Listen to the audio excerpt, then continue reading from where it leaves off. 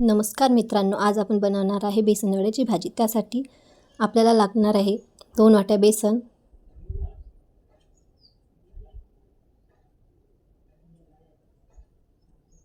त्यात थोडीशी चटणी, तुम्हाला लागेल त्याप्रमाणे चटणी घ्यायची, थोडीशी हळद, थोडेसे जिरे आणि चवीनुसार मीठ। याच्यात पाणी टाकून छान पीठ मळून घ्यावे।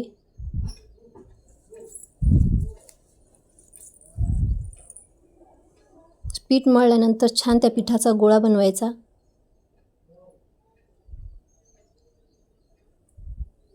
असा गोळा बनवून झाल्यानंतर त्याची पोळी लाटून घ्यायची।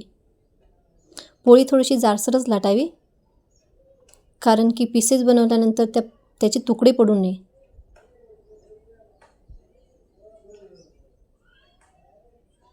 अशी पोळी लाटणे झाल्यानंतर त्याचे पीसेस करून घ्यावे। अशा प्रकारे पीसेस करायचे। एका प्लेटमध्ये पीसेस साईडला ठेवून द्यायचे।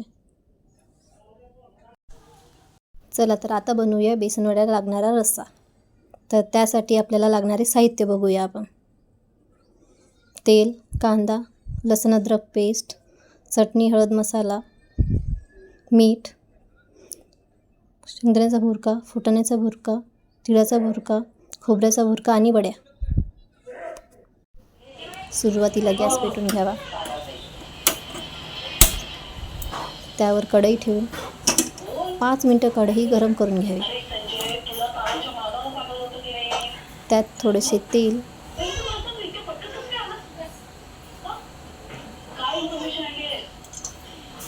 थोडेसे 5 मिनिटं गरम करून घ्यावे, म्हणजे की आपली फोडणी थोडीशी छान येईल। त्यात थोडीशी मोहरी बघा कशी तडतडली आहे। अशी तडतडल्यानंतर त्यात थोडेसे जिरे, बारीक चिरलेला कांदा, हे सर्व टाकून थोडेसे परतून घ्यायचे।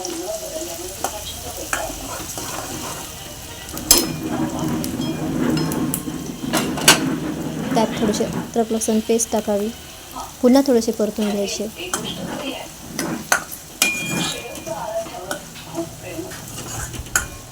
बारीक गॅसवर हे सर्व होऊ द्यायचं आहे।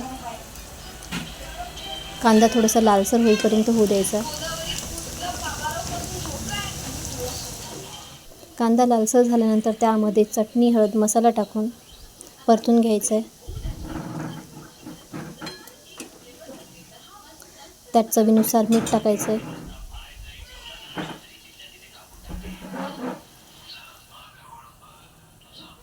तुम्हाला लागेल त्याप्रमाणे मीठ घाला। चटणी जळू नये म्हणून त्यामध्ये थोडंसं पाणी घालून थोडं परतून घ्यायचं आहे, म्हणजे त्याने काय होईल, चटणी जळणार नाही।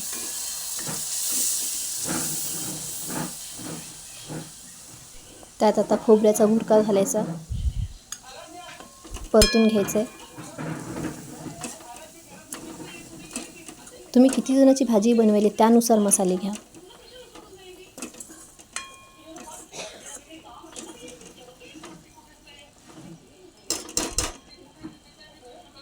थोडंसं खोबऱ्याच्या भुर्क्याला होऊ द्यायचं आहे।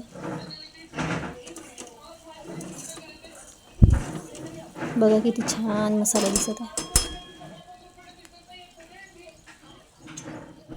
त्यात आता तिळाचा भुर्का घालायचा, पुन्हा परतून घ्यायचं आहे।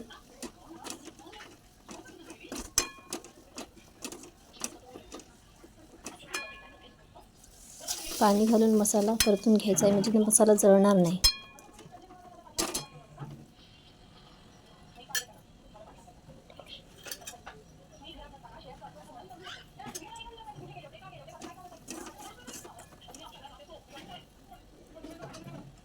त्यात थोडासा फुटाण्याचा भुर्का घालून पुन्हा परतून घ्यायचा आहे।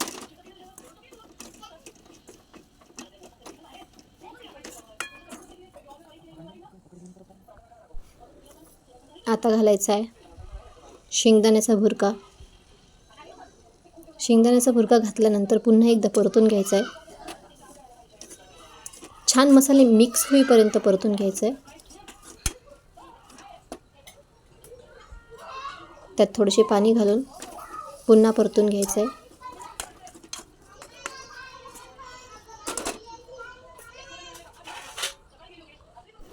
चांगलं तेल सोडेपर्यंत मसाला परतून घ्यायचा आहे. थोडेसे झाकून ठेवून वाफेवर होऊ द्यायचं आहे. बघा कसं मसाल्याने तेल सोडलेलं आहे, म्हणजेच की आपला मसाले छान प्रकारे झाले. त्यामध्ये 2 गडवे पाणी टाकायचं आहे.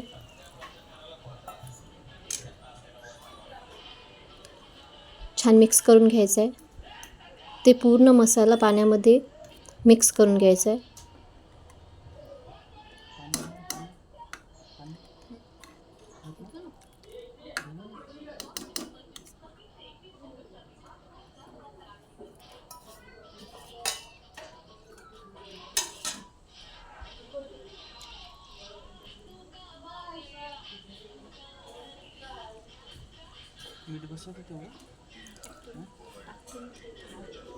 त्या पाण्याला अशी छानशी उकळी येऊ द्यायची.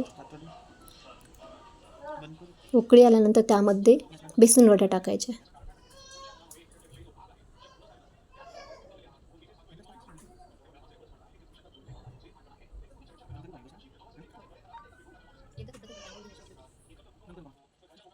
बेसन वड्या टाकल्यानंतर 10-15 मिनटं भाजी शिजू द्यायची. अशा प्रकारे आपली भाजी शिजलेली आहे.